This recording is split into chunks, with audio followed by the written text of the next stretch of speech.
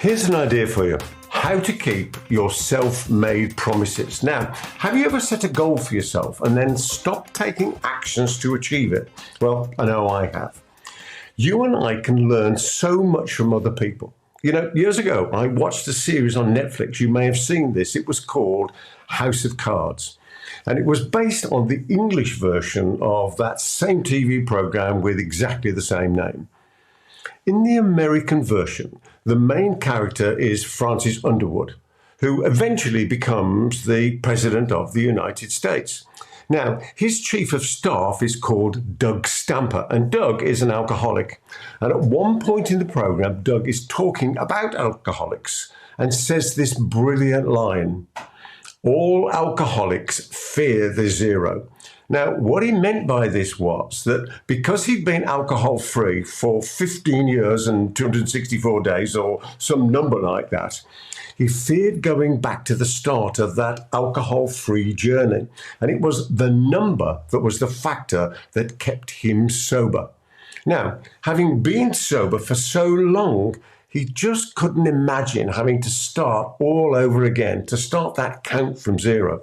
What an amazing lesson this is, and one that you and I can use to such good effect in so many different areas of our business and our personal lives. Now, here's how we can do it.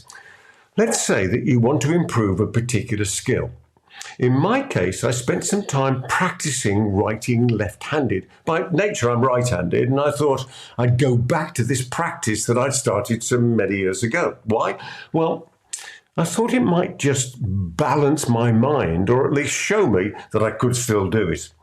Many years ago, when I was running a sales training course, a sales training seminar, in-house seminar, for a client's company sales team, I made the comment that approximately 1 in 11 people are left-handed.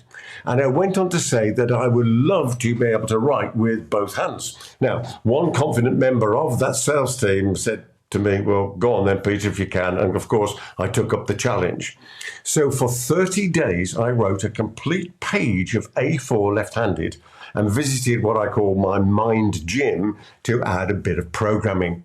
Now, sure enough, I was able to write at a pretty good speed and with high legibility just 30 days later. Now, as you and I know, it's a case of use it or lose it. And because I didn't keep up the habit, my skill declined. Recently decided to start again, and this time using a different process. One that helps me with so many other skills too. It was taught to me by Alex Garces, who teaches speed reading. Thank you, Alex, by the way, wherever you are. And what it is this, is to make a promise to yourself that you will practice for at least 1 minute a day. Just so simple. And I'll tell you in a moment another way that I've used it. Now, you and I know that very often in our lives that we've made promises to do something and we just haven't kept to it. And that's just the way it is. And then suddenly something happens, we don't do it, and one day becomes 2 days, and 2 days become more days, and eventually the habit is broken. But 1 minute, that's a promise we can definitely keep every single day. There's never a reason why we can avoid just doing 1 minute. And if that 1 minute turns into 5 or 10 or 15, even much, much better. The habit is in place and we've started counting and we've continued. Now, this is another way that I use it, and it's just so helpful. As you know, I create informational products, and I've been writing and recording for over 30 years, and here's many of my programs here behind me. I often start with a book, and then the content is repurposed in so many different ways of helping my clients. Now, if we've decided, and you've decided to write a book, and why wouldn't you even do that, then let's make a promise to ourselves to write just 1 sentence a day. There's never an excuse not to write a sentence a day. And that 1 sentence often turns into 2 sentences, 3, or even 30. And then the important point is this, that we must keep on counting. It's all about the counting. When I wrote my recent book, Paid, I decided to write 1,000 words a day for 31 days. And I stuck to it because I'd previously developed the writing or dictating muscle, because I often dictate them, by doing smaller amounts. And I created a spreadsheet and I recorded every day how many words I wrote. Some days I was a few short because I'd reached the end of a chapter or a part of the book, and on many days I was lots over.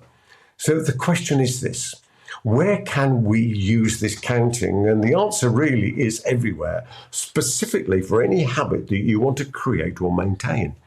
How about writing that one sentence of your book every single day? Just one sentence.